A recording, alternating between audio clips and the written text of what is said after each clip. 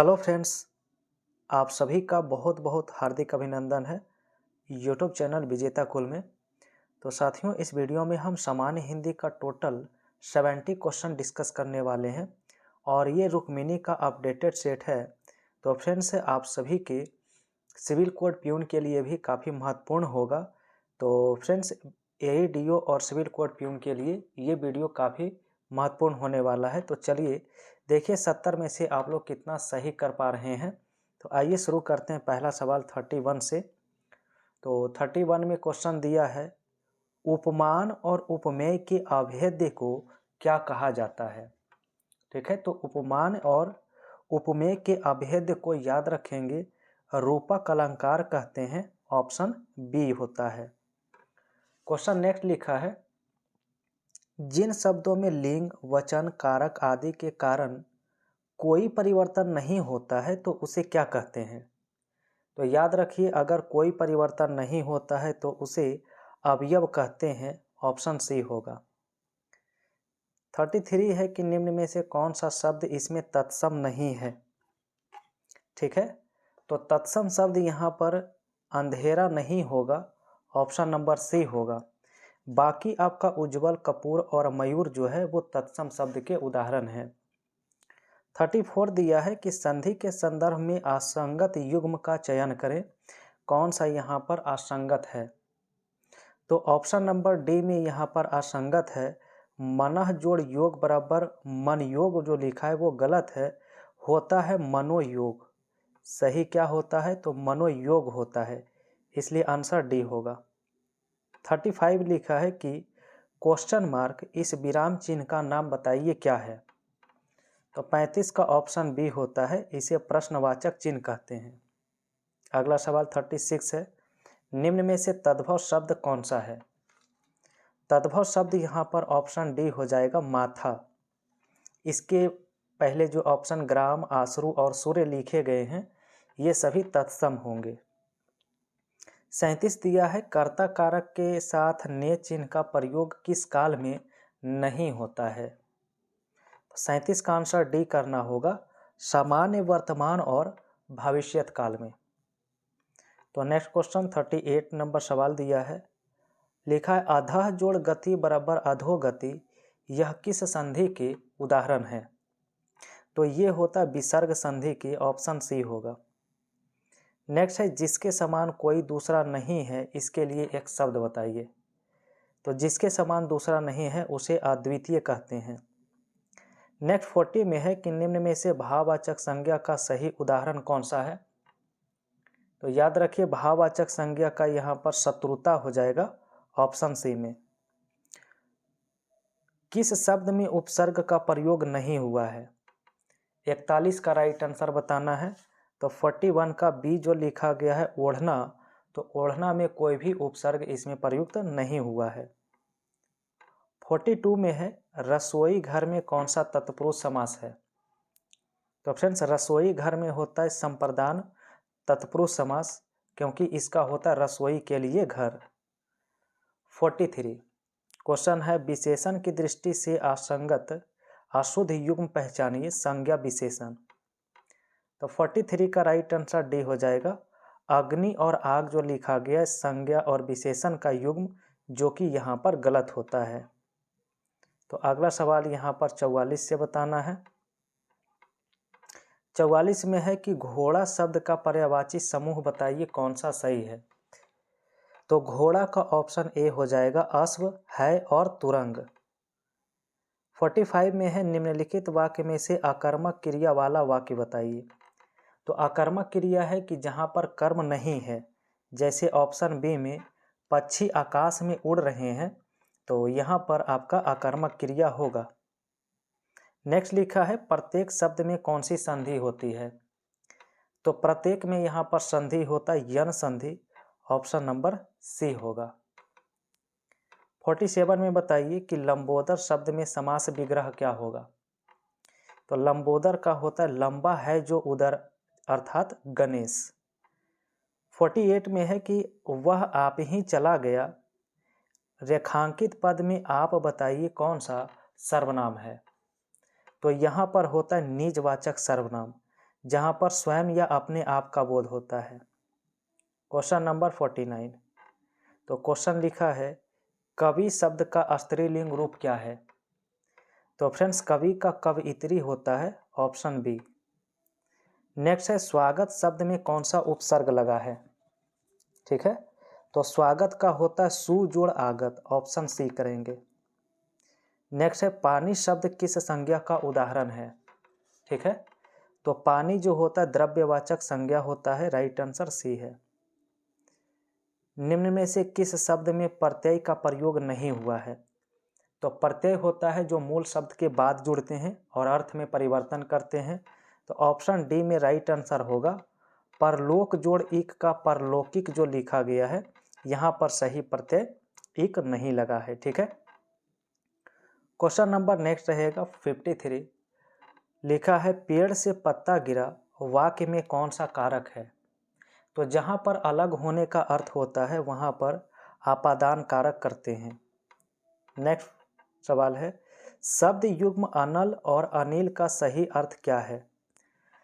तो 54 का option B करिए, अनल का आग और अनिल का हवा। नेक्स्ट सवाल है पर्यायवाची शब्द बताइए नदी का। ठीक है, तो नदी का पर्यायवाची शब्द जो होगा यहाँ पर सरिता होगा, ए ऑप्शन में। नेक्स्ट क्वेश्चन है कि शिक्षक ने छात्रों को पढ़ाया वाक्य में कौन सी क्रिया है? तो 56 का बी हो जाएगा सकर्मक क्रिया। नेक्स्ट सवाल है यथाशक्ति शब्द में समास बताइए। यथाशक्ति, तो यथाशक्ति होता अव्ययी भाव समास। नेक्स्ट सवाल है उत जोड़ नति का संधि क्या होगा? सही संधि उत जोड़ नति, तो उत जोड़ नति का उन्नति होता है। नेक्स्ट है निम्न में से कौन सा शब्द सदैव बहुवचन में प्रयुक्त होते हैं? तो सदैव बहुवचन में यहाँ पर प्राण प्रयुक्त होता है, जो आपका ऑप्शन बी में है। नेक्स्ट सवाल है मिठास कैसा शब्द है? मिठास, तो मिठास यहाँ पर भाववाचक संज्ञा होगा। 61 लिखा है नवरत्न में कौन सा समास है?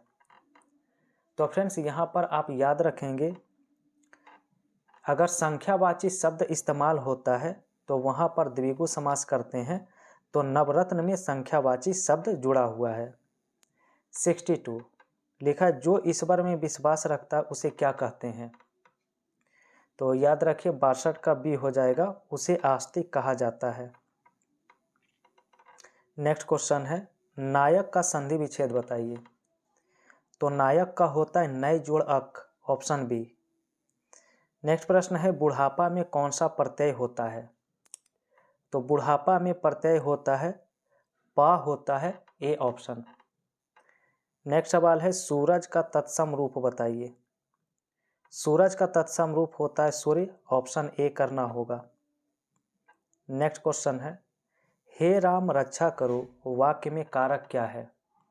तो यहाँ पर कारक जो है संबोधन होगा, ऑप्शन सी में। नेक्स्ट लिखा है काला विशेषण से बनी भाववाचक संज्ञा क्या होगा?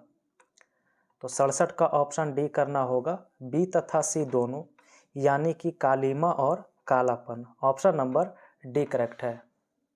अगला सवाल 68 दिया है मैंने उसे देखा था वाक्य किस काल का है? तो 68 का बी करेंगे, पूर्ण भूतकाल। नेक्स्ट है 69 नीलकंठ शब्द में समास बताइए विग्रह के आधार पर क्या होगा? तो होगा बहुब्रीहि समास शिव के अर्थ में। नेक्स्ट है दुष्कर शब्द में प्रत्यय बताइए, सॉरी उपसर्ग। तो दुष्कर का जो हो जाता है ऑप्शन बी दुष हो जाएगा। नेक्स्ट 71 नंबर में लिखा है निम्न में से कौन सा शब्द आकाश का पर्यायवाची शब्द नहीं होता है? तो फ्रेंड्स आकाश का पावक नहीं होता है, क्योंकि पावक जो होता है आग का पर्यायवाची होता है।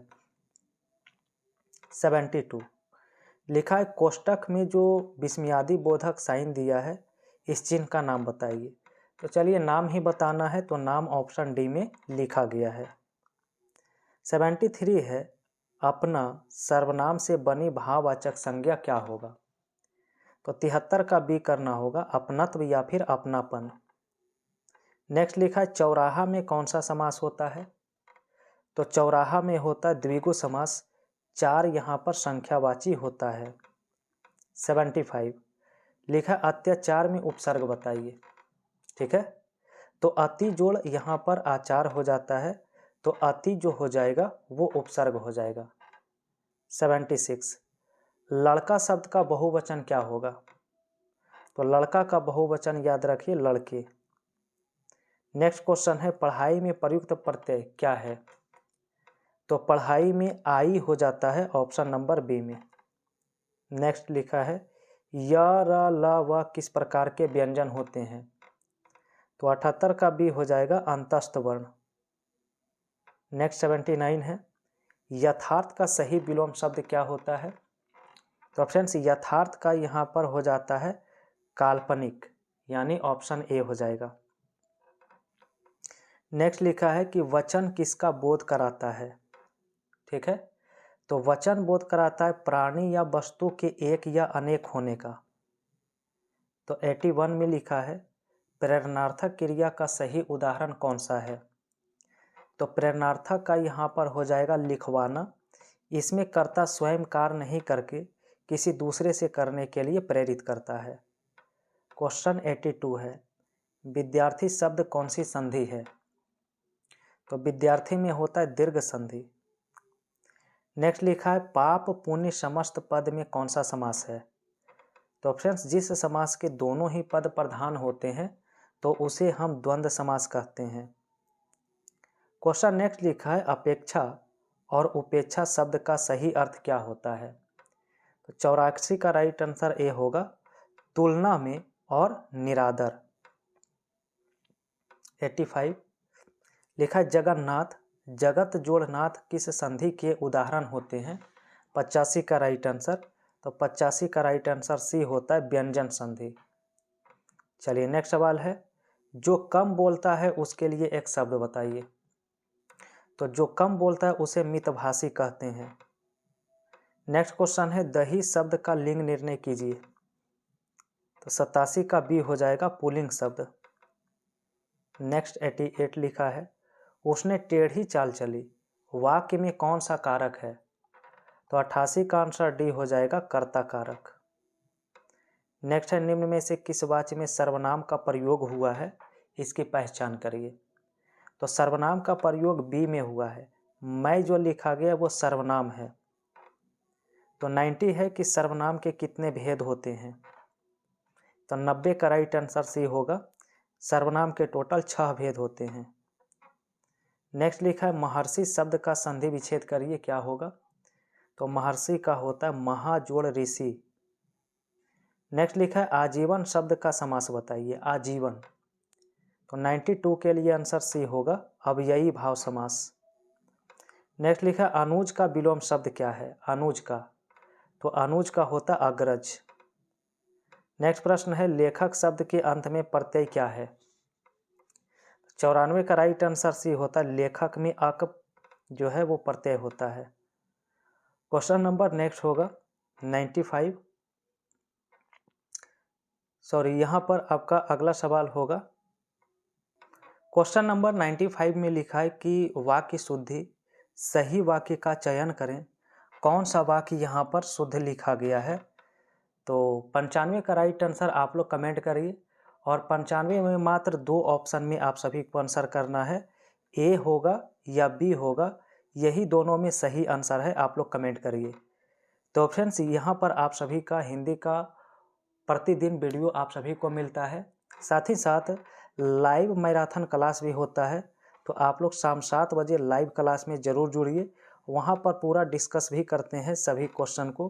तो बेहतरीन तरीके से आप सभी वहाँ पर जुड़िए प्रतिदिन शाम 7 बजे। तो फ्रेंड्स ये वीडियो आप सभी को अगर पसंद आया है तो लाइक कर दीजिए एक बार, और पहली बार जुड़े हैं तो चैनल को सब्सक्राइब करके बेल आइकन की घंटी प्रेस कर लीजिए।